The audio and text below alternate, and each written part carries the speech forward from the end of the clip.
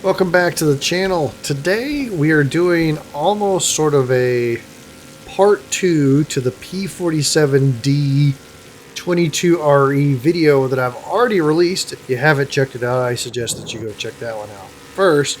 But this is a 6-kill game, and specifically I use a slightly different strategy in this game, and I use it to good effect. And this is more about sort of how to handle some opponents. Some good dogfights, some good positioning. So we are going to be today in a P-47D-22-RE, which I think is probably one of the most misunderstood American prop fighters in the game. People just use it to ground pound. People just use it as a ground attacker. It's really a fairly solid fighter if you use it correctly, and I just love flying it because I take advantage of people's low expectations. I absolutely do that in this game, and we're going to talk you through it. So, did a little bit of side climbing. I'm up to 5,000 meters, which on this map is not terribly high. I'm still trying to gain altitude. I can see the main furball in front of me, and I see this BF-109 over to the right. I decide I want to help out my P-51, and I am in a full up tier. I know this because there's an F8F on my team, which is a 4.7. So we are facing a 109G. That's actually good for me. I'm staying low. I'm going under his pass. He expects me to just climb after him. I'm not going to do anything like that. I'm just going to keep my speed and go into a straight line. And we're going to start playing off each other. So the P-51 makes his pass. I'm going to come around. Or I'm actually just still flying straight. At this point, I think, well, let's dogfight him. It's a 109G. They don't turn very well. I actually turn better than the 109G. So we do some defensive flying. And that was the most danger that I was in. That was his one chance he had at me. Because at this point, I actually turn better than he does. I've got quite a bit of speed. And if he sticks to this dogfight, he's going to lose. My P-51 comes in, gets some good hits on him. And I'm thinking, great, let's finish this guy off. So we throw it in a dive. We try and reverse the turn. We go underneath. And at this point, now we're no longer on the replay footage. It should be live footage the rest of the way. Sorry about the missing the first 3 minutes of the match.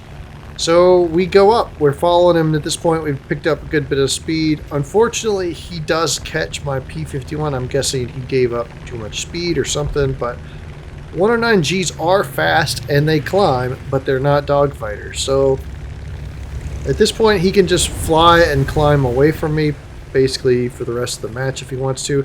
And so I start looking around for other targets because this guy is rapidly putting distance between me and him.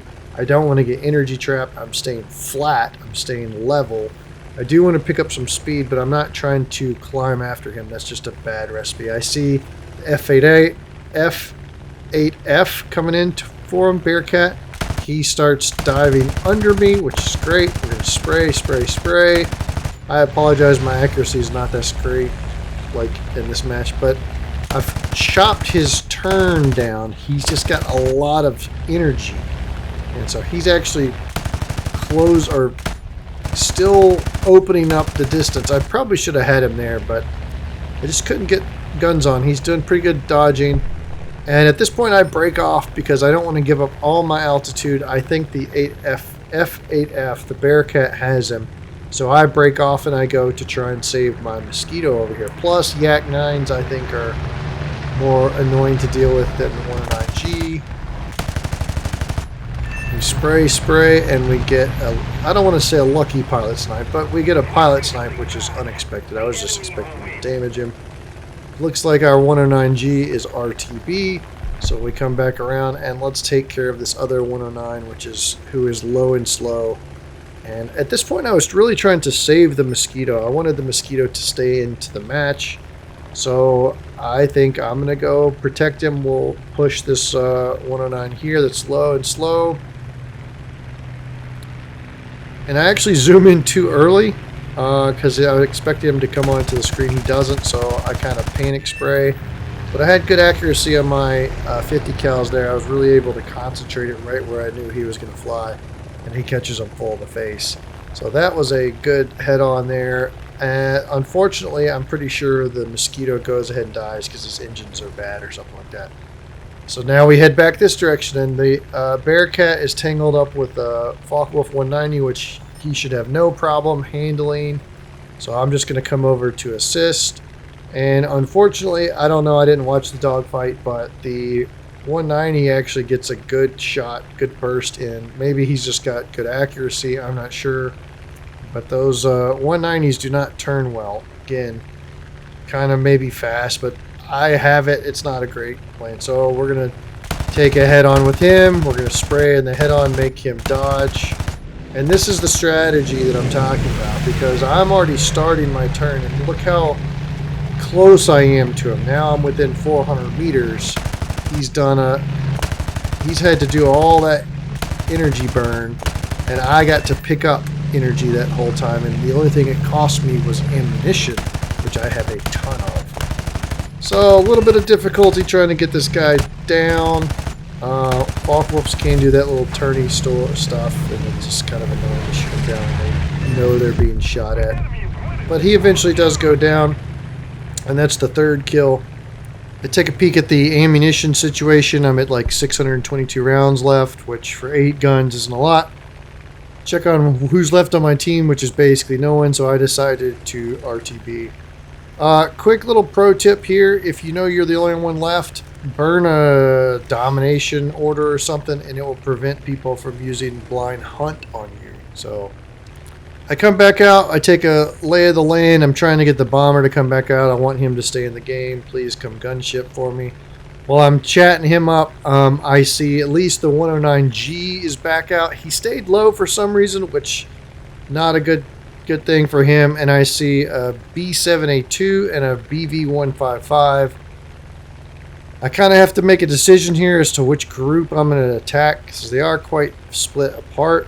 Maybe I've only seen them, they haven't seen me, and I decide that the greater threat to me is going to be the 109G, because he can rapidly gain altitude. The other two, they are not very fast, and they would struggle to climb. So I decide that the 109G is the bigger threat. I don't want him side climbing away from me while I'm attacking those two other planes and getting an energy advantage on me. So we go after the 109. He is now at an energy disadvantage.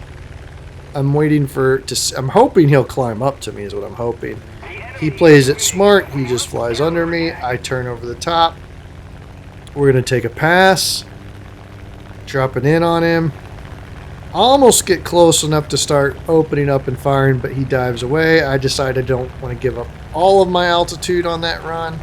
Kind of take a quick peek around, see what he's doing. Hopefully I can bait him back up to me again. He doesn't take the bait again, so I start looking around. And at this point, I'm like, okay, well, we'll take our second pass. But in the back of my mind, I can just feel those other... I want to know where the other enemy is, so I take a look and decide to not give up all my altitude. And sure enough, there's a BV-155 up ahead. I'm in a bad spot, so I just got to spray a lot here in this head-on. That thing cannot roll very well, and I'm lucky that I get a severe. Really wanted to take him, finish him off right there, but it's not to happen. I know that he can turn very quickly. I know I can't stick that turn fight, so I break off, try and get some space. And what I didn't know at the time is that I actually put a good bit of rounds in his engine. So he's actually doesn't have an engine anymore. So breaking off was the appropriate response. I'm really thinking I'm going to fly back to the B-17. One of the other BV-155 puts it on the ground, which I'm thinking that's fortuitous. That's great. And then that guy, I don't know if he J's out or what, or he crashes, but dead engine, he J's out. So this gives me green light to go re-engage the 109G again. Another head-on, spray in that head-on, make them dodge. When you do that, you can cut inside their turn. You're a big heavy fighter, you need to go ahead and get an advantage, and that brings me up close. So now I'm within 600 meters of him because I turned inside his dodge. And at this point, I get to just chip away at him, start taking parts off his plane. Kind of get a little panicky if I'm being totally honest, because adrenaline's pumping like this is a big deal. Managed to finally put him down on the ground. I'm looking at tickets, right? I mean, so We got just a sliver of tickets. I immediately have to nose towards the B-7A2. We have got to shoot this B-7A2 down ASAP. Luckily, I got the B-17 still on my team, who's still alive, so got a little bit of opportunity to kind of kamikaze it if I need to. But we are going to play this very aggressively, trying to get over to that B-7A2. We're going to take the straightest line. And funny, pay attention to the chat now. How do you turn so well on the P-47? It's pretty easy. Keep your speed and use your flaps. And honestly, I think I say, and 109Gs are not a great turner. Start spraying on this B7, get him dodging. Don't run into the ground. He opens up with his rear gunner. Well, I can respond in kind. And again, I'm playing that very aggressively. I want that guy out of the match. We get 2 fires and severe, and we break off with our engine very deep orange. But that should be it. And that's the last member of the enemy team. We get the satisfaction of watching the red tickets tick off, and we hold on to clutch it out with a 6-kill game. The strategy I really wanted to highlight in this game, and I use it often, go back and rewatch it if you need to, is spray in the head-on, make them dodge, and then cut inside their turn when they inevitably have to turn, and it will bring you closer. So you don't really have to be a great turner, but cutting inside their turn with that while they're dodging, it's burning their energy, plus you're using flaps, plus you're gaining speed. It's win, win, win, win, win, win. So definitely use that strategy. Spray in the head-on, turn inside their turn, and you'll find yourself on their 6 pretty easy.